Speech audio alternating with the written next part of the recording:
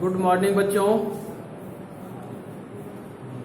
पिछले टर्म तक आप लोगों ने गिल्लू पाठ को पढ़ा, जिसमें महादेवी वर्मा जी ने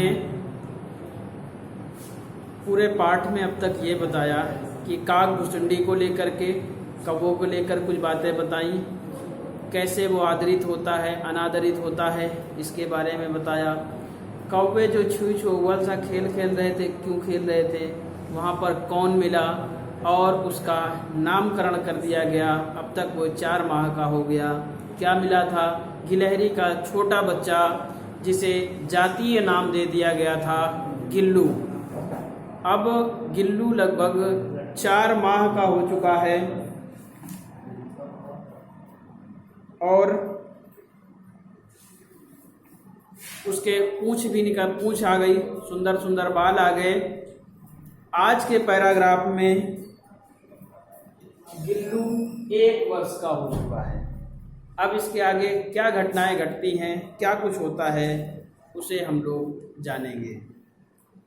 फिर गिल्लू के जीवन का प्रथम बसंत आया। प्रथम बसंत आया अर्थात 1 साल का हो गया। नीम चमेली की गंध मेरे कमरे में हौले हौले धीरे धीरे आने लगी।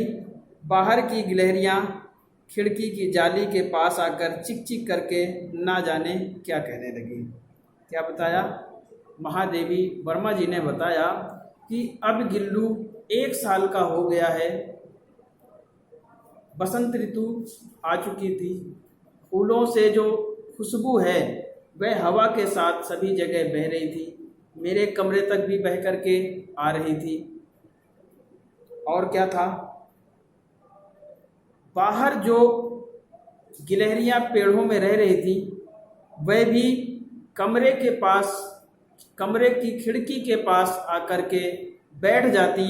गिल्लू भी झूले से उतरकर खिड़की के पास ही आ जाता। वो लोग चिक चिक की आवाज में क्या बातें करती थीं, महादेवी जी कहती हैं इसके बारे में कुछ पता नहीं, लेकिन वह अपनी भाषा में कुछ तो व्यक्त कर ही रही थी। गिल्लू को जाली के पास बैठकर अपनेपन से बाहर झांकते देखकर मुझे लगा कि इसे मुक्त करना चाहिए।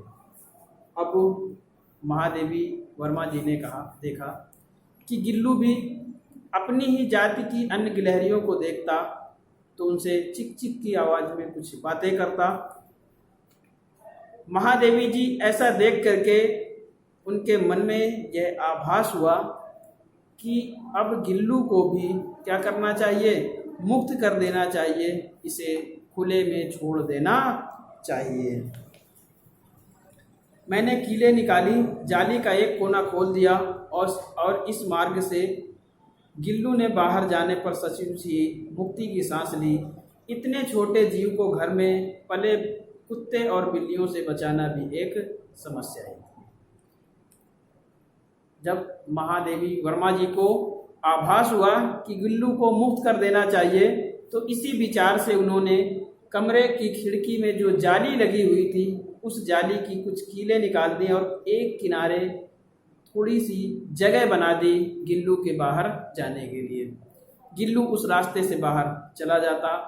महादेवी जी कहती हैं गिल्लू के बाहर निकलने में एक समस्या जरूर थी, क्योंकि वह हमेशा खुले में नहीं रहा, बंद कमरे में रहता था। इसलिए जो बाहर कुत्ते और बिल्लियां थी उनसे भी बचाने की एक बड़ी समस्या थी। इसके बाद क्या कहा? आवश्यक कागज पत्रों के कारण मेरे बाहर जाने पर कमरा बंद ही रहता। मेरे कॉलेज से लौटने पर जैसे ही कमरा खोला गया और मैंने भीतर पैर रखा, वैसे ही गिल्लू जाली के द्वार से भीतर आकर मेरे पैर से सिर और सिर से पैर तक दौड़ लगाने लगा। तब से यह नित्य का क्रम हो गया। महादेवी जी एक अध्यापिका थी। जब वह घर से बाहर जाती तो कमरे को बंद कर दिया जाता। उसी दरमियान जो गिल्लू है वह भी अपने झूले से उतरकर खिड़की वाले रास्ते से गिल्लू भी कमरे से बाहर चला जाता, अपनी ही जाति की गिलहरियों के साथ रहता। किंतु जैसे ही महादेवी वर्मा जी विद्यालय से लौटकर घर आती, अपना कमरा खोलकर कमरे में प्रवेश करती, वैसे ही गिल्लू भी खिड़की के रास्ते बाहर से तुरंत कमरे में आ जाता था। आने के बाद वह क्या करता, महादेवी जी के शरीर पर सिर से लेकर पैर से लेकर सिर की ओर चढ़ता और फिर सिर से पैर की ओर सर से उतर जाता। यह क्रिया वह करने लगा और ऐसी ये क्रियाएं नित्य रोजाना की क्रियाएं हो गई। जैसे ही महादेवी जी बाहर जाती, वैसे भी गिल्लू भी कमरे से बाहर निकल जाता और जब महादेवी जी लौटकर कमरे में आ जाती, गिल्लू को भी आभास हो जाता और वह भी समय के अनुसार लौट करके कमरे में आ जाता। ये रोजाना का कार्य हो गया। मेरे कमरे से बाहर जाने पर गिल्लू भी खिड़की की खुली जाली की राह बाहर चला जाता। दिन भर गिलहरियों की झुंड का नेता बना हर डाल पर उछलता कूदता रहता। ठीक 4 बजे वह खिड़की से भीतर आकर अपने झूले में झूलने लगता। महादेवी जी कहती हैं, जैसे ही मैं कमरे से बाहर जाती, गिल्लू भी खिड़की के रास्ते कहाँ बाहर चला जाता। दिन भर पेड़ों की डालों पर उछल कूद करता रहता और जैसे ही लगभग 4 बजने को होता, जीव जंतु हैं लेकिन उन्हें भी टाइम का आभास हो जाता है, समय का आभास हो जाता है, वो भी समझदार होते हैं। तो महादेवी जी के आने का जैसे ही समय होता, गिल्लू भी खिड़की के रास्ते कमरे में आ जाता और आ करके अपने झूले में बैठकर स्वयं से ही झूलने लगता था। यह प्रक्रिया अनवरत चल रही थी। आगे क्या होता है, मुझे चौंकाने की इच्छा उसमें ना जाने कब और कैसे उत्पन्न हो गई। कभी फूलदान के फूलों में छिप जाता, कभी पर्दे की चुन्नट में और कभी सोनजोई की पत्तियों में। महादेवी जी कहती हैं, गिल्लू के अंदर एक अलग आदत आ गई। क्या कि वह महादेवी वर्मा जी के ऊपर चुपके से कूद करके, अचानक कूद करके उनको चौंका देता था। अब उसके कुछ छिपने के स्थान निर्धारित थे। कभी वो गमले में छिप जाता, कभी पर्दे की चुन्नट में छिप जाता, कभी सोनजोई के पेड़ की डालों के पास छिप जाता और जैसे ही महादेवी उस रास्ते से होकर गुजरती, अचानक उनके कंधे पर कूद करके गिल्लू उन्हें क्या करता था, चौंका देता था।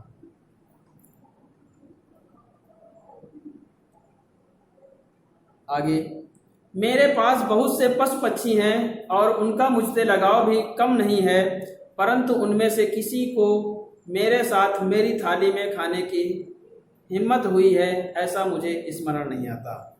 आगे महादेवी वर्मा जी बताती हैं कि मेरे पास और भी पालतू जीव थे,